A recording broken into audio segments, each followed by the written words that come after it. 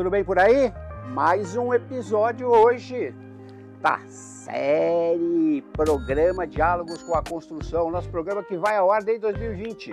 Lembra 2020? Começou a pandemia, deu aquela confusão, todo mundo virou digital. Aí eu virei youtuber e lancei o programa. Já passou mais de 100 programas. E agora ele é gravado, hein? Lembra que eu falei? Você pode assistir de manhã, à tarde, à noite, de madrugada. Perdeu o sono, vai lá, assiste o programa. Né? Fica bem customizado a hora que você quiser. E hoje, olha só, temos uma presença muito especial aqui comigo, hein? A convidada de hoje é quem? Ana Oliva Bolonha, que está aqui do meu lado, presidente do Conselho Consultivo da Astra, empresa líder na área de materiais, sistemas construtivos e industrialização, que está conosco na rede. Ana Oliva Bolonha, tudo bem com você? Tudo bem, Bob? Um prazer enorme estar aqui. Obrigada pela oportunidade. Muito bem. E Ana foi chamada à luta aqui para compartilhar conosco algumas reflexões de ordem empresarial, de ordem profissional, ordem pessoal, também aqui tudo, né? A gente conversa livremente aqui sobre vários assuntos. Ana, vamos começar pelo seguinte, para quem está nos assistindo, conhecer a jornada da Astra, né? A Astra, grupo, FA Oliva, eu conheço toda a história aí, mas quem está assistindo talvez não saiba. Então conta um pouquinho para nós a jornada da Astra e posicionamento que vocês têm hoje no mercado. Bom, a Astra é uma empresa que foi fundada pelo meu avô, com 67 anos de idade. Ela iniciou-se como uma marcenaria e eu acho que lá atrás ninguém imaginou que a gente pudesse chegar hoje aonde a gente chegou.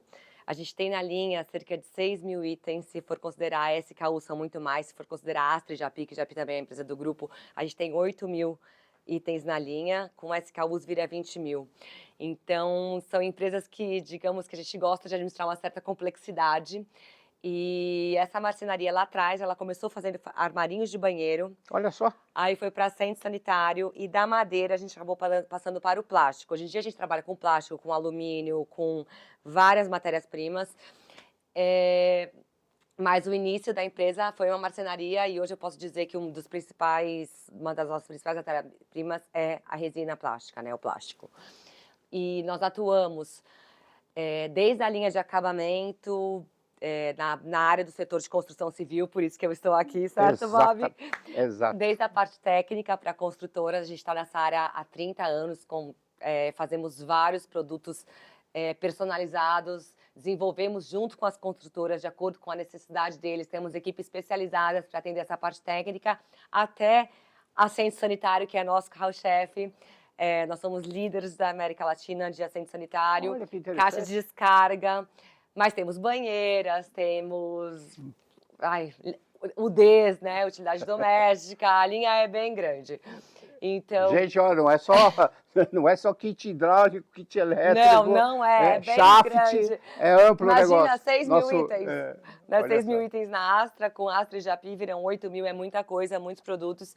Então, a gente tem desde tubulações, toda a parte técnica para atender a construtora, a construção em si, como a parte de acabamentos, lixeira, kit sanitário, acessório para banheiro. Então, é uma linha bem robusta, digamos assim, e complexa. E a FA Oliva é a construtora? A FA Oliva é a construtora do grupo, ela é mais antiga que a Astra. Mais antiga? É mais antiga. A FA tem 68 anos, um aninho a mais, mas é mais antiga que a Astra, mas a gente tem no DNA essa parte da parte de material de construção, né? A parte de construção em si é uma coisa que faz parte da minha família e está no grupo, assim, forte.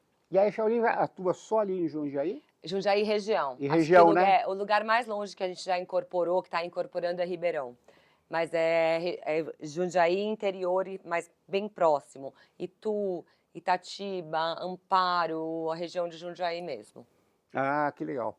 Agora me conta o seguinte, você hoje é presidente do Conselho... Sou presidente do Conselho da Astra. De administração da Astra, você já foi CEO? Já fui. Da Astra, até um mês atrás eu era... Ah, é? Até um mês atrás eu tinha 5 diretores que respondiam para mim, mas estava uma palhaçada. Em termos de governança, eu não sou ISD, não dá para eu ser presidente do conselho, ter 5 diretores. Eu não era formalmente CEO, mas eu tinha 5 diretores que respondiam para mim, presidente do conselho, E principal acionista, não funciona. Não funciona. Uma desgovernança. Desgovernança. Então eu subi, a gente tem Acionista mesmo acabamos de conselho. fazer um CEO, Legal. mas eu sigo como diretora, presidente na Japi, e fui presidente da instituição financeira Finamax, que é uma empresa do grupo também, por Tá. bastante tempo. Aí eu fiz minha sucessão faz uns 3 anos para uma mulher, mas a gente atuava em várias áreas, era financeira, era construção. As mulheres são presentes fortemente? Super. Você sabe que aqui no CTS 60% são mulheres, Nossa, né? que maravilhoso. 40% homens, por isso que funciona. Eu também acho. Posso falar? Meu marido que fala que a mulher, de manhã, a mulher é tipo polvo, né? É. De manhã, e ela consegue fazer tudo junto. De manhã, ela chega no escritório às 8 da manhã, ela já deu café para as crianças, já fez ginástica, já se arrumou, já levou as crianças para a escola, já resolveu o almoço, jantar e tá ali plena resolvendo as coisas.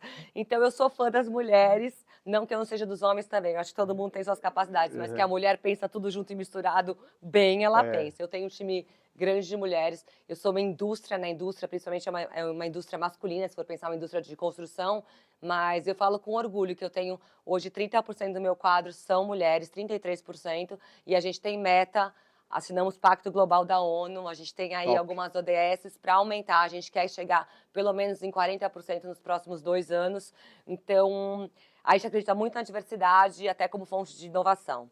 Que a gente acha que mentes diferentes pensam melhores juntos e, com certeza, a diversidade traz inovação. Daqui a pouco a gente vai chegar no SG, vamos fazer um mergulho um pouquinho mais profundo, mas já gostei aí da diversidade, da presença feminina no pedaço. Bom, falando em presença feminina, a pergunta é a seguinte: quem é Ana Oliva Bolonha? Onde vive? O que come? O que faz? Lembra aquele programa? Lembro. Quem é? Fala um pouco sobre você, sobre Bob, eu sou Bombril. sobre a sua jornada. Lembra do Bombril? Porque eu já sei, passarinhos que passam por aqui me contam histórias. Aí já me contaram da sua história do surf, da sua história de Ironman, esportista, etc. Bom, vamos lá. As suas atividades Bob, sociais. Eu costumo brincar que eu falo, no esporte eu já fui lenda. Né? Eu já fui lenda. Quebrei recorde brasileiro. Sério? De Ironman, fui pro Mundial algumas vezes. Eu falava que eu era lenda. Hoje eu sou um mero boato, que já quebraram o meu recorde, etc. Eu não compito mais, mas... Ana Oliva, de lenda a boato. A boato, sou um mero boato. Mas enfim, bom, vamos lá. Eu sou mãe, sou esposa, né? Tenho 2 filhos, uma de 7 e um de 5. Sou empresária no Brasil. Sou formada em administração de empresas, trabalhei no mercado financeiro, voltei para trabalhar, tocar a parte financeira do grupo, que na parte era Finamax na época.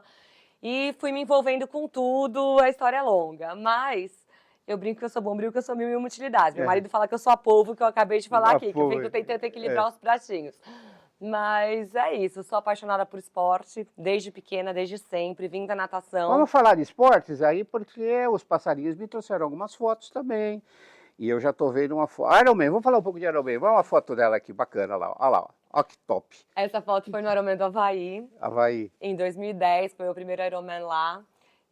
Tinha sido o meu primeiro Ironman no Brasil em maio de 2010. E foi uma prova assim que eu entrei simplesmente para acabar, obviamente, no meu interno, no meu inconsciente. Eu tinha as minhas metas, mas eu não podia querer. Eu achava que era muita... eu colocar a meta numa primeira prova de Ironman é uma prova longa, né? De 10 horas, enfim. Eu acabei fazendo 10 horas e 3 e fui a primeira brasileira a chegar.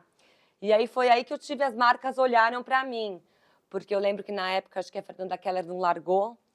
E, então eu fui a primeira brasileira a chegar. Cheguei na frente das meninas, as profissionais, tudo. E eu fiz, se eu não me engano, eu fiz top 5 entre as profissionais. E eu era uma amadora fazendo a prova pela primeira vez.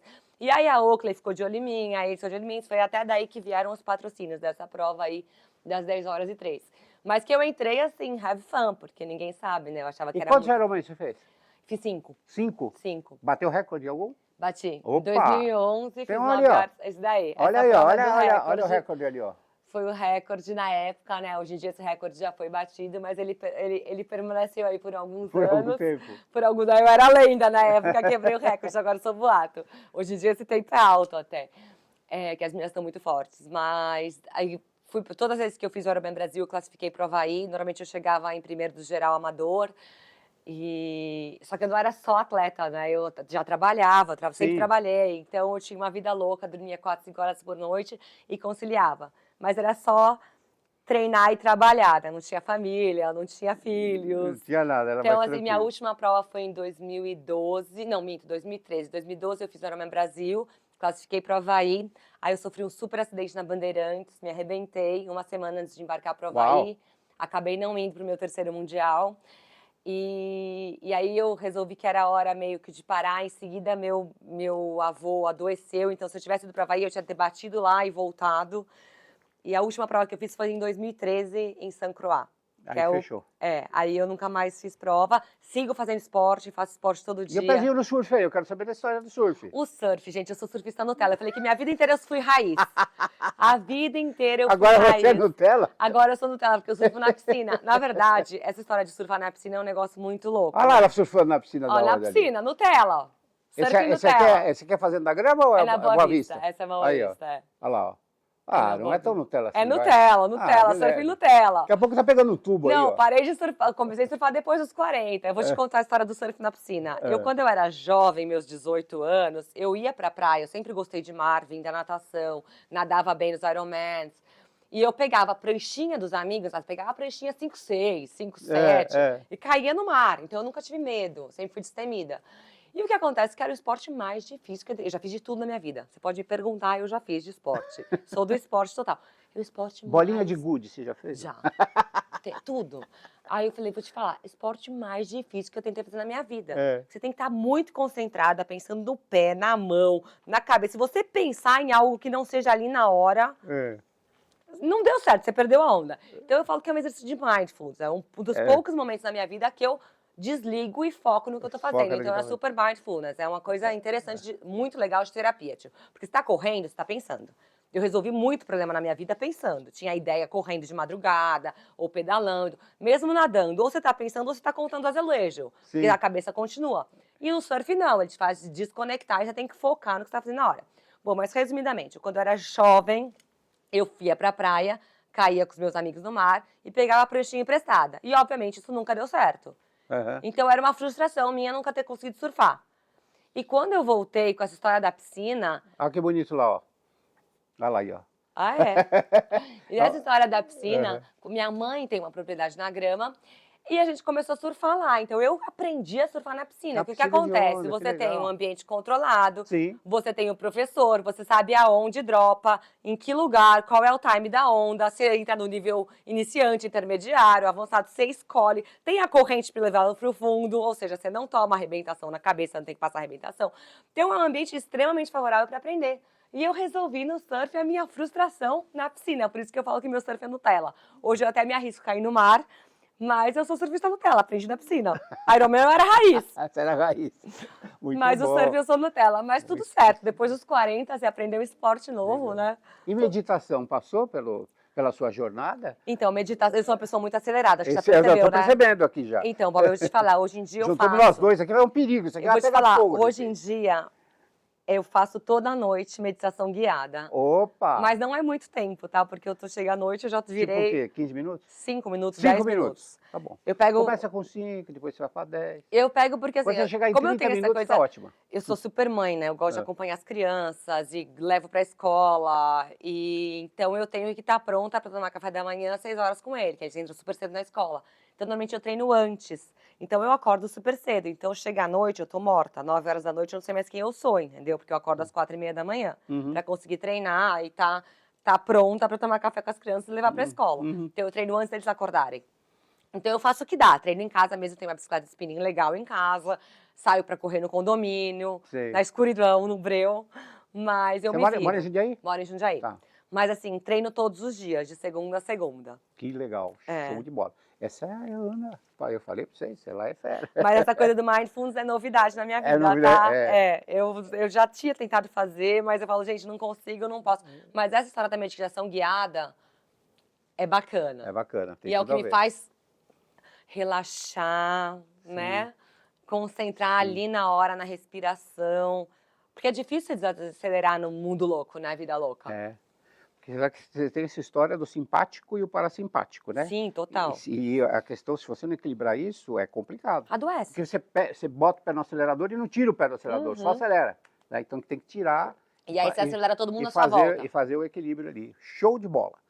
Então conhecemos um pouco aqui da vida, quem é Ana, onde vive, onde fica, o que come, onde surfa, fazenda da grama, lá da JHSF e tal. Quero que você conte um pouco agora o foco, vamos puxar o foco da Astra para as construtoras. Certo. Eu tenho aqui o setor de construção aqui, a Astra aqui, que é o ecossistema que vocês estão aqui conosco no CTE, no Enredes, que é a Rede de Construção Digital Industrializada e Sustentável, onde vocês sempre dão um show, né, de competência, mostrando soluções para as construtoras. Fale um pouco dessas soluções, dos kits hidráulicos, elétricos, shafts, etc. Eu acho que a gente né? tem uma preocupação muito grande com a questão de eficiência nas obras, né? Uhum. Acho que assim, meu avô fundador da empresa, ele era engenheiro de produção, ele era do Tempos e Métodos, e a gente acredita muito na obra limpa, Sim. né? Que quanto mais limpa é a obra, melhor a eficiência e menor o custo. Sim. Porque você tem um aproveitamento melhor do material. Então, como a gente tem a construtora, a gente tem essa noção da obra limpa. E para ter obra limpa, nossos kits são extremamente maravilhosos para a eficiência de obra. Então, Vamos ver quando alguns você aqui, desenvolve alguns kits para as construtoras, você favorece demais a eficiência de uma obra, porque você monta os kits prontos, que dá uma facilidade tremenda de manutenção, evita vazamentos. Sim. Então, tem vários tipos de chassi, né? A gente tem, assim, por exemplo, o chicote hidráulico é uma solução para você evitar que os tubos de PEX fossem cortados na obra. Sim, então, eles são personalizados Ali, olha, tá no lá. tamanho que precisa. E aí você tem, por exemplo, o chassi do chuveiro. Você joga toda a tubulação para a parede. Sim. Então, você tira do chão e você organiza, faz uma forma de organizada na tubulação hidráulica. Bom, o shaft modular é uma das grandes nossas inovações, que ela acaba transferindo, ela acaba com as tubulações de esgoto debaixo do piso. Então, ela favorece muito as instalações hidrossanitárias. Puxa tudo para a parede e fica uma forma organizada. Então, quando o pedreiro, o peão de obra vai fazer, você põe na parede e já está organizado, porque o shaft ele manda praticamente pronto. Então, isso a gente acredita que é o futuro da construção, a industrialização, porque está cada vez mais difícil mão de obra na área de construção civil. Né? Está vendo aqui umas fotos de obra já também? Essa aqui deve ser na FA Oliva, né? Eu acredito que essas fotos, eu não vou falar assim com certeza, mas eu acredito que sejam todas feitas na FA, porque normalmente a FA ela usa nossos produtos, isso, né? E, inclusive, a gente desenvolve muita coisa junto de acordo com a necessidade. Então, quando você põe um negócio organizado, não fica aquela coisa, o tubo aqui, o furo ali, não. Tá tudo ali organizado, onde fura, onde coloca. Então, isso, obviamente, no pós-obra é muito eficiente, porque evita vazamento, ou mesmo uma manutenção. É muito mais fácil você chegar e ter o acerto na parede do que quebrar o chão todo por causa de um vazamento. E a questão de eficiência, né? De eficiência de uma obra. Porque a questão não tempo é custo. E quando você tem um kit pronto, você simplesmente só coloca e monta, fica muito melhor. Não tem a questão de errar o lugar, né? Ou fazer algo que não seja prático ou funcional. Vem cá, vocês já estão entregando banheiro pronto ou simplesmente os componentes para o banheiro pronto? A gente tem os componentes para o banheiro. O sonho de consumo é você ter aquele container, né? Que você entrega o kit completo. Mas a gente tem os kits para montar o banheiro pronto. A gente tem o chuveiro pronto. O chuveiro a gente tem o kit completo. Sim, tá, banheiro. Mas você tá isso é o futuro da construção, então, né, tá Bob? No seu roadmap, tá o banheiro pronto? Preciso. Você precisa como Pessoal, preciso. Alexandre. O banheiro pronto tem que ter, gente, porque hoje em dia a grande dificuldade nas obras, né, das construtoras, se for perguntar hoje, qual que é meu maior desafio? É mão de obra. Mão de obra. Eu preciso industrializar. Tem que industrializar, porque está muito difícil. Perfeito. E aí você acaba com prazo, né? E para tempo é dinheiro, e enfim, você tem que ser prático. E obviamente com questão de geração de resíduos, né? Quando você tem um banheiro pronto, você vai gerar muito menos resíduo, né? Quando você tem a construção industrializada. Então eu acredito muito que é o futuro. Perfeito. Deixa eu te falar, você foi falando aí, eu sinto assim uma presença, e mesmo pela jornada da Astra aqui na rede, um DNA de inovação forte que vocês têm, né? Embora tenham, né, você fornecido uma gama de produtos. Quando você foca para a construtora, você tem uma puxada. Vocês têm algum programa de gestão da inovação interno? Temos. Uma área de inovação? Como é que funciona isso? A gente tem uma área de inovação, um comitê. Inclusive, nós desenvolvemos internamente com os funcionários, para quem quer participar de alguma ideia, etc. A gente provoca os funcionários a trazerem projetos. Então, a gente tem Shark Tank, a gente tem várias coisas super bacanas que, às vezes, tem projetos que saem dos nossos próprios funcionários. E, obviamente, junto com as construtoras, a gente está muito ligado no que para atender as demandas, né? Então, para isso, você tem que inovar. E, obviamente, inovação hoje em dia é condição sine qua non para sobreviver, para crescer, para continuar crescendo, né? Para continuar, assim, então a inovação faz parte do nosso DNA. Eu acho que eu posso citar até alguns exemplos, né? Meu avô sempre foi uma pessoa super open-mind, de aquela mente inquieta, e tanto que a gente teve muito tempo, quando ele desenvolveu o assento soprado, que é aquele assento que é feito em sopradora, né? Para mim é muito simples de falar, mas o assento soprado, ele foi inspirado numa boia de criança, só que naquela época era muito difícil, você conseguia a máquina, o molde, desenvolveu a máquina, desenvolveu o molde, e isso já rendeu pra gente patente e royalties por muitos anos. Os concorrentes todos pagaram royalties pra gente, porque assim, patenteamos o produto, e surfamos a onda. A gente foi líder de mercado, a gente é líder de mercado de assento. Mas outro exemplo também, o assento almofadado, aquele fofinho, sabe? Que tem uma espuminha dentro. Sei. Meu avô, mais uma vez, inspirado num banco de bicicleta, inventou o assento almofadado. Então a gente tem essa DNA inovador desde sempre. E a gente acha um grande desafio, porque a gente tem que continuar inovando. Então, eu provoco muito a turma do DPR, é uma cultura da empresa de inovação, e a gente tem essas questões, esse grupo de inovação, e tem essas, não são atividades, mas a gente tem esses projetos que envolvem todos os funcionários. Entendi. Quem tem uma ideia traz o projeto, e a gente desenvolve, e a gente tenta viabilizar. Beleza. Dentro dessa jornada da inovação, vocês têm investido em startups? Ou trabalhado em parceria com startups? Ou trazer startup para ajudar a resolver um problema seu? Então, ou você até investiu em startups, criando um ecossistema? A gente não investiu em startups, mas a gente tem o nosso lab interno na Astra, que é praticamente uma startup. Então, a gente tem a nossa própria startup com as pessoas ali, mas por que não, entendeu? A gente já recebeu muita gente, até para a questão de assim, plástico verde, tinha várias empresas na época trazendo isso, mas a gente mesmo absorvendo. Legal, bacana. Então, jornada de inovação. E você comentou bastante no início, a gente fez um debate acalorado aqui sobre as mulheres, né, que transformam o mundo, sobre a diversidade, né, sobre inclusão, etc. Como que vocês têm trabalhado a questão do ESG, a jornada do ESG? Então, eu sei que vocês participaram conosco aqui, o CTE já preparou 120 empresas para ESG, a Astra foi uma das primeiras que entrou conosco. Mas qual é a pegada em termos de governança? Governança você já falou um pouco, você já deu uma mexida, né? E aí você tem o ambiental e tem o social. Eu queria que vocês falassem um pouco, até aprofundassem um pouco no social, eu sei que você é boa nisso. Eu gosto, é uma coisa que eu gosto.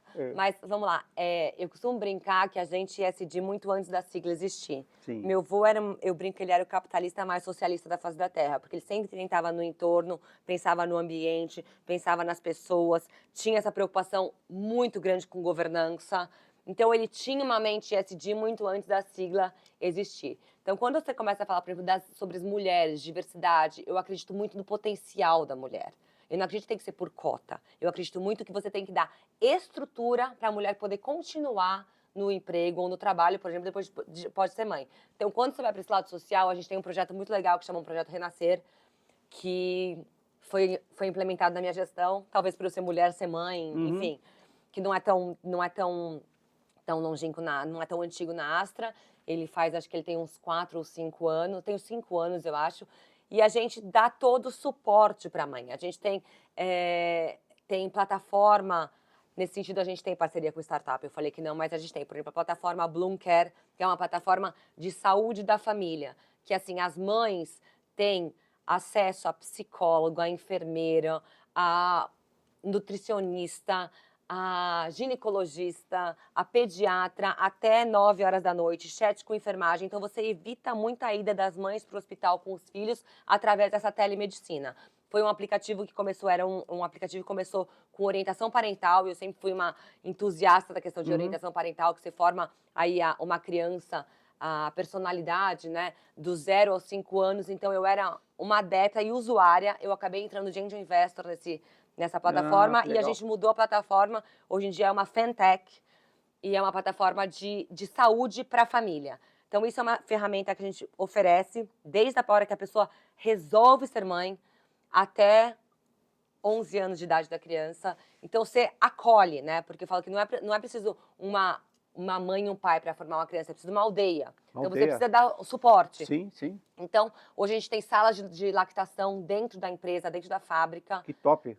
Em onde armazenar o leite para depois poder levar para dar para a criança no dia seguinte, quando a mãe estiver trabalhando. Então, eu acredito que você tem que dar a estrutura para a mulher desenvolver seu melhor papel. Então, a gente tem essas coisas que eu acho que acabam... A gente, como eu falei, é uma indústria masculina, mas eu tenho 33% de mão de obra feminina, e aí com o objetivo de aumentar nos próximos 2 anos para 40%. Eu acredito muito na diversidade, até como inovação, então eu acredito muito no potencial da mulher. Falando um pouco mais do social, né, a gente tem vários projetos. A gente é uma das empresas que faz, acho que uma das poucas empresas que faz um super uso eficiente das leis de incentivo. Então, por exemplo, a gente é uma empresa que realiza ininterruptamente os concertos Astra Finamax. Faz 27 anos que a gente realiza os concertos Astra Finamax. Você leva cultura e música de qualidade para a comunidade, a preços tipo de R$5, R$10 o ingresso. Mas lei incentivada, Lei Rouanet? Lei incentivada, lei de incentivo à cultura. Antigamente era Lei Rouanet, virou lei de incentivo à cultura. Mas assim, quando você fala, dá um mega trabalho. Por que as empresas não fazem? Sim. Porque dá trabalho. Outro dia eu até fui dar uma aula na GV para falar da eficiência do uso das leis de incentivos. Que meu avô tinha esse conceito de aproveitar ao máximo e oferecer para a sociedade. Então, qual que era o objetivo? Era a democratização da cultura. Então, você levar música de qualidade para a população. E a gente, no começo, há 26 anos atrás, tipo, tinha meia dúzia de gato pingado no teatro. Hoje tem disputa. Hoje a gente vai nas escolas públicas e privadas, dá aula sobre a orquestra que vem tocar, e os ingressos são disputados à tapa, e a gente lota o teatro. Então você fala, gente, as pessoas tinham um preconceito de música clássica, hoje a gente enche o teatro. Então você está desenvolvendo a cultura, você está desenvolvendo a educação. Então, a gente tem um projeto da escolinha de triatlon também, que eu acho que isso teve um pouco do meu lado esportista, que é um projeto de inclusão social através do esporte. A gente tem uma unidade em Jundiaí. A gente tem mais de... eu não sei te falar exatamente quantos núcleos, mas são 20. Bom, tem mais de 20 núcleos no Brasil inteiro. E é uma escolinha de inclusão social através do esporte. Então, você dá a oportunidade da criança fazer triatlo, mas para fazer o triatlo na escolinha, ela precisa ter nota boa, precisa ir para a escola, não pode faltar. Então, tem esse projeto de esporte também, que é de inclusão social através do esporte. A gente faz na Astra as Olimpíadas de Matemática, internas de matemática, que mais de 200 mil alunos já fizeram nossa prova. Então, praticamente... Que top! Uma família... Mais de 200 mil? Uma criança, pelo menos uma pessoa por família em Jundiaí já fez a nossa prova. E a gente dá a oportunidade de primeiro emprego. A gente dá prêmios, laptop, tablet, impressora, computador. Só que você vê as histórias, né? Eu sempre me emociono na abertura e na premiação. Porque a gente busca as pessoas que encontraram nas Olimpíadas de Matemática uma vocação. Então, você está estimulando meritocracia, você está estimulando, gerando oportunidades, que eu acredito muito na geração de oportunidade como transformação. Você estimula a criança a estudar a meritocracia, então ela sabe que ela tem que estudar para chegar em algum lugar. Você dá esperança. Tem pessoas que falam, não, eu descobri a minha vocação de matemática e fui fazer física. Através das Olimpíadas de Matemática, eu consegui uma bolsa de estudo numa universidade de medicina. Então, pessoas que não teriam condições de fazer... acabam tendo acesso. Então, é muito legal. Eu sempre me emociono. Então, a gente tem muita coisa nessa área. A gente E no ambiental?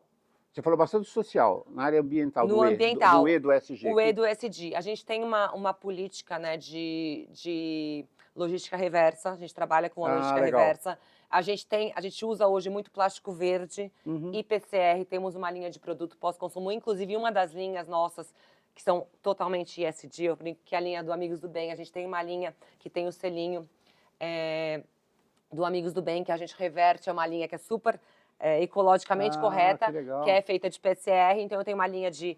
O D tem vários produtos, tem lixeirinha, porta-detergente, porta-bucha, e tem o selinho de licenciamento da marca do Amigos do Bem, que cada produto que eu vendo, eu reverto diretamente um valor para o Amigos do Bem. Nós somos empresa amiga, eu deposito todo mês um dinheiro lá, já levei meus filhos para o sertão. Olha que legal. Só dá a dica aqui, gente, ó. Amigos do Bem. Quem está em dúvida, assim, quero fazer uma ação de voluntariado, uma ação de doação, etc. Amigos do Bem. Entra lá na internet, procura, vocês vão ficar encantados com o projeto. É um trabalho, Bob, que eles, assim, eu acho que não divulgam como deveriam divulgar. Assim, você vê, eles são auditados. A Alcione, que é a principal gestora, que é a fundadora, é brilhante. Ela, assim... Você vê a eficiência do projeto? Sim, eu assim, conheço o projeto. Cada real que entra, eles transformam em R$ 6,45, se eu não me engano. Então, é um dos investimentos mais rentáveis que eu conheço, mais eficientes. Então, assim, são e com impacto social gigantesco, né? Atende 10 mil crianças no sertão. A escola lá de Inajá tem IDEB altíssimo, acho que é um dos maiores IDEBs do Brasil. Então, assim, é um projeto, gente, que é de encher os olhos de lágrima e aquecer o coração. Porque lindo, assim, né? é demais, é demais. Então você faz assim, com gosto. Então quando você pensa que cada real que você está revertendo para ele se transforma em 6 e pouco, se você reverter nessas vendas de produtos R$ 100 mil, se transforma em R$ 600 mil na ponta. Então assim, dá gosto. E assim, é muito sério. As fábricas de castanha, que são um dos negócios que empregam, né? Hoje em dia, a grande dificuldade deles é de empregar a população. Sim. E dos mais velhos também, né? Porque as crianças estão garantidas. Você vê crianças já indo, se formando, voltando para voltar para o projeto. O projeto está crescendo, mas é um projeto lindo. Legal. É muito lindo. E com impacto gigantesco. Deixa eu te perguntar um ponto importante no ESG. Vocês são uma empresa, o Astra e o grupo já, a FA Olive, o grupo todo, Japi, é de origem familiar, é um grupo familiar. Isso. Como vocês têm tratado da questão da governança? Porque eu vejo o seguinte, quando a gente faz ESG, a gente prepara essa sempre, e é um gargalo hoje para as empresas. Super, principalmente para as empresas familiares, Familiares, porque é difícil como profissionalizar, como ser para o conselho, porque o familiar, ele quer estar ali na ativa, mas de repente cria esses conflitos que você falou, você é acionista, você é conselheiro, você é executivo, diretor, então você tem conflitos éticos. Bob, uma coisa que a gente tem, né, no nosso acordo de acionistas, que meu avô, como eu te falei, ele era um homem muito à frente do seu tempo. Então, ele fez a sucessão dele, ele profissionalizou as empresas, eles criaram uma regra, porque na Astra nós somos 3 famílias, nós somos o majoritário, mas eram 3 sócios. E ele fez uma regra com os sócios, que é um acordo de acionistas, que família não poderia entrar como funcionário da empresa. Então, se alguém quisesse trabalhar no grupo, poderia, mas como funcionário do acionista. E isso acabou criando uma certa barreira. Então, por exemplo, quando eu trabalhava, eu comecei a trabalhar na Astra. Eu trabalhava em outras empresas, eu fui trabalhar na Finamax, até porque ele me pressionou que eu vim trabalhar em mercado financeiro, que era a minha paixão. Sim. Aí ele me pressionou para voltar, porque queria eu lá. Ele falava muito que ele como é que ele falava? Que ele se projetava em mim e tal. Eu lembro que na hora eu ficava meio revoltada. Assim. Era netinha querida. Não era netinha querida, porque eu ralei, viu, Bob? Meu avô nunca passou a mão na minha cabeça. Não, nunca. Eu sei. Mas sabia... olha só pelo fato de querer de volta, sim, era sabia, uma neta assim, querida. Eu sabia que ele assim, me reconhecia pelo nível de responsabilidade, porque ele nunca passou a mão na cabeça e falou muito bem, netinha. Vai pelo contrário. Era assim, me pedia um relatório e pedia para 3 outras pessoas. E às vezes eu ficava pé da vida, porque quando eu chegava para entregar, se eu demorasse um pouquinho, já tinha gente que trocou na frente. Ele falava, sorry. Perdeu o Playboy. Perdeu o Playboy. Bem assim. Então, daí saí do mercado, quero tocar em investimentos da família. Ok, tô girando dinheiro de tal lugar que me rende 120 CDI. Te vira, negona. Entrega 120 CDI. Então, você começa assim, obviamente... Eu ralei para estar onde eu estou, entendeu? Mas eu não comecei... Vocês estão em processo de profissionalização? Sim, eu brigo com a turma o tempo inteiro. As empresas são todas profissionalizadas. E eu brigo com os meus diretores que eu preciso de sucessor. O tempo inteiro eu estou trabalhando com sucessão. E aí, obviamente, assim, eu era presidente do conselho, mas eu tinha 5 diretores que respondiam para mim. Tá errado. né? Tá errado. Tá errado. É uma desgovernança. Sim. Então nós acertamos isso. Conselho, Hoje em dia conselho para faz, cima, gestão para isso baixo. faz 7 anos que a gente tem um conselheiro independente, contratado externo, no conselho da Astra. Então, basicamente, da família, não tem ninguém do grupo, ninguém no grupo. Eu tô no presidência do conselho da Astra, tem mais um membro de cada família no conselho, mas na operação não tem ninguém. Meu irmão fica na parte de construção, na FA Oliva. A parte financeira, industrial, da família toda tá comigo, mas a gente super respeita, eu não vou discutir com o Paulo se o apartamento vai ser de 102 metros quadrados ou de 85 metros quadrados, porque Sim. eu confio nas decisões dele, Claro. inclusive é profissionalizada a FA, tenho executivos extremamente competentes, na Astra eu também tenho executivos todos contratados, então a gente tenta, obviamente, o máximo a governança, aí eu bato muito na tecla da sucessão dos executivos, porque todo mundo tem que ter sucessor, Sim. todo mundo. Quem é o seu segundo, né? Exato. É Porque ninguém sabe o dia é de a amanhã, pergunta que ele não gente. quer calar. Quem é o seu segundo? É, É um cofre na sua cabeça e aí, exato. como é que fica? Exatamente. Então, assim, é uma Legal. questão de... E eu acho que essa questão do acordo de acionistas é fundamental. Fundamental. Legal. E a gente tem uma relação muito saudável societária entre os sócios, entre as famílias. Tanto a minha família, assim, a gente tem muita transparência. Eu acho que onde tem transparência tem confiança. Então, eu tenho uma relação muito saudável com a minha família. Faço reunião de acionista, ponho os executivos para prestar conta. Obviamente, eu que coordeno a reunião, mas são os executivos Legal. prestando conta para os acionistas. Então, essa dinâmica, eu que organizei todo o processo de sucessão do meu avô, que estava tudo muito... ele era centralizador, apesar dele profissionalizar, etc. Tal, tinha muita coisa que era no nome dele, que ele que assinava. E, enfim, eu consegui organizar a Se ele sucessão. fosse vivo, ele teria quantos anos hoje, seu avô? Meu avô, minha avó tá fazendo 92, meu avô é de 26, então ele teria 98. 98. É. Aliás, hoje, falando em 98... Hoje é aniversário da minha avó. Avó. E hoje recebemos uma notícia triste, porque da morte do Dr. Adolfo Lindenberg, com 99 anos. 99. Adolfo Lindenberg é um Sim, ícone, né? são referência. Da arquitetura, da construção. Não, em qualidade, Você em alto sabe padrão. que o Dr. Adolfo, em 2020, quando a gente iniciou o ano da rede de construção digital, ele que fez a abertura. Eu o convidei. Que bacana. Porque meu pai trabalhou com ele, entendeu? Construiu várias obras para o Não, nome fortíssimo, e eles eram, gente, referência. Ele sentou aqui, nessa cadeirinha que você está aí, e eu aqui, ele que fez a abertura para um bando de jovens. Que bacana. Ele estava com 97. Ah, mas esse era meu 96, avô. 96 da época. Lucidez brilhante, deu um show, sabe do quê? De inovação. Falando de inovação com 96 anos. Maravilhoso. Muito bom. Maravilhoso.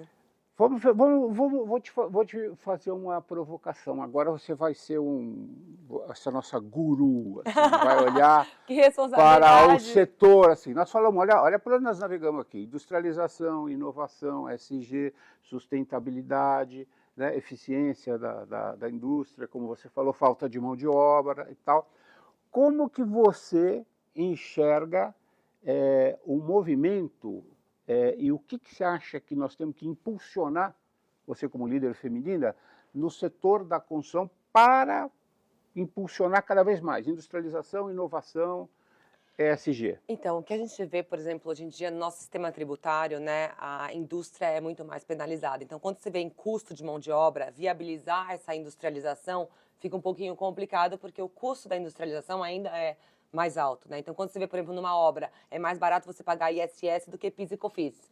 Então, quando você vê essas dificuldades tributárias, é um fator. Mas qual que é a grande... Eu acredito cada vez mais a industrialização que está ficando cada vez mais acessível. Estão entrando players grandes no mercado nessa área. A gente tem um déficit habitacional, então eu acredito muito que as políticas do governo de incentivo à construção são favoráveis. Então eu vejo um crescimento da indústria, o que para a gente é ótimo, é maravilhoso. Sim. Porém, a gente tem essa questão da mão de obra. Então, como resolver esse déficit de mão de obra, que é geral, tá? Assim, hoje em dia, geral. Você olha na Astra, eu tenho mais de 100 vagas em aberto. E é difícil contratar, ainda mais na minha região, né? Que Jundiaí tem muita indústria, uma turma mais nova, a gente está com turnover que eu nunca tive na vida. Você tem vaga aberta na indústria. indústria. Na indústria. Não é na FA Oliver, não é na construtora. Mas na construtora eu também tenho. Porque então, hoje em dia você vê qual que é a grande dificuldade. Um executivo, um CEO de uma empresa da rede, eu faço um percurso com vários CEOs de 20 em 20 dias, eu entrevisto uns 8 para saber como está o mercado e tal. Ele falou uma frase que resume isso que você está falando. Eu falei, quantas obras você tem hoje? Eu tenho 15, poderia ter 30, só não tenho porque não tem mão de obra. Não tem. Simples assim. Só que a gente tem que entregar o produto. Não, o cara não consegue crescer. Não consegue crescer. Ele não consegue dobrar porque não tem mão de obra. Não é por falta de... E aí, como é que a gente sai desse... Industrialização é o caminho? Eu acho que é industrialização. Eu tenho certeza. É o único caminho. É a industrialização. Então, nós, como Astra, a gente tem que oferecer soluções para as construtoras, porque as construtoras estão com essa dificuldade de contratação. Porque ninguém mais quer trabalhar no canteiro de obra, entendeu? E puxar assim, né? Veja assim, o que eu tenho observado na área que vocês atuam fortemente, né? Kits hidráulicos, kits elétricos já virou uma realidade. Está indo agora para o banheiro pronto, tridimensional.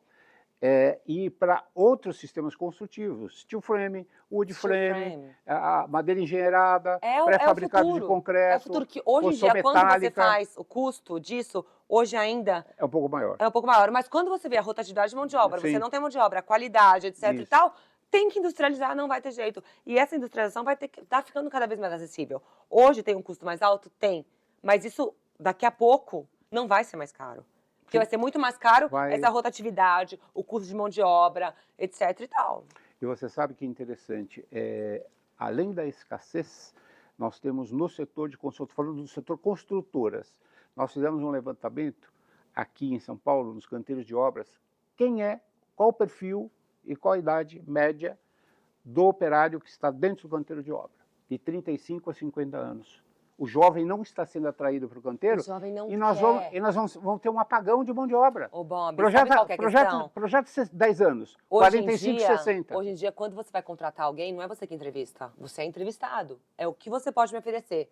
E um jovem, quando ele vai olhar, ele, não quero trabalhar no sol, não quero fazer isso, não quero fazer aquilo. Mas se a gente industrializar, ele pode ir para dentro da claro fábrica, que sim. vai para montar, claro que sim. bota transformação digital, software, tablet e tal, ali o cara, né? Aplicativos para o cara gerenciar a obra. Exatamente. Esse é o caminho. Bom, esse é o caminho. E falando nisso até, a gente tem o Instituto, você falou do S, né? A gente lançou faz 2 anos o Instituto Oliva, que ele tem a vocação de educação, de formação de mão de obra, essa parte, todos os projetos sociais a gente está colocando no Instituto Oliva. Que top. Na parte de educação, de formação de mão de obra. Esse ano a gente está com um projeto muito legal, que a gente vai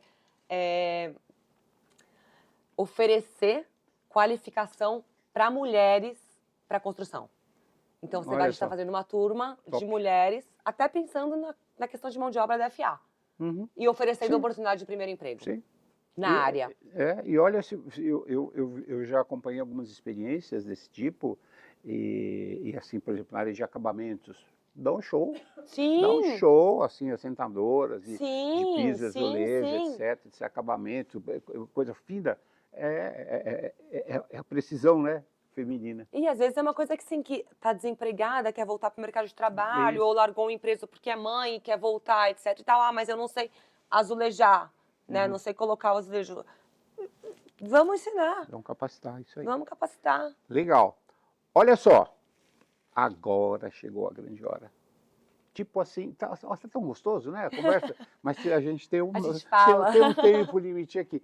Eu queria que você, como líder empresarial, líder mulher, né? Empoderada, representando as mulheres, olhasse para aquela câmera que é sua e desse uma mensagem final. Qual é o recado que você dá para o setor de construção, mas em especial para as mulheres do setor, entendeu? Que papel ocupar, enfim, quem dá a mensagem é você, não eu. Você fica à vontade. Gente, eu acho que o resumo de tudo, que eu acho que é a frase da vida para todas as áreas, per aspera ad astra, é uma frase em latim, que é de onde veio o nome da Astra, são ásperos os caminhos para chegar aos astros. O jogo não é fácil. tem que amar o que se faz. Eu costumo brincar que o mundo será dos amadores, daqueles que amam o que fazem. Então, foco, determinação, dia após dia, degrau por degrau. Não adianta querer sair ou achar que as coisas são fáceis, porque não são. Eu falei, as pessoas veem as pingas que a gente toma, não veem os tombos que a gente leva. Mas assim, acredite em você, acredite no seu potencial e vai. Mas não vai ser fácil. Mas com foco, determinação, você chega onde você quiser. Muito bem, esta é a mensagem de Ana Oliva Bolonha.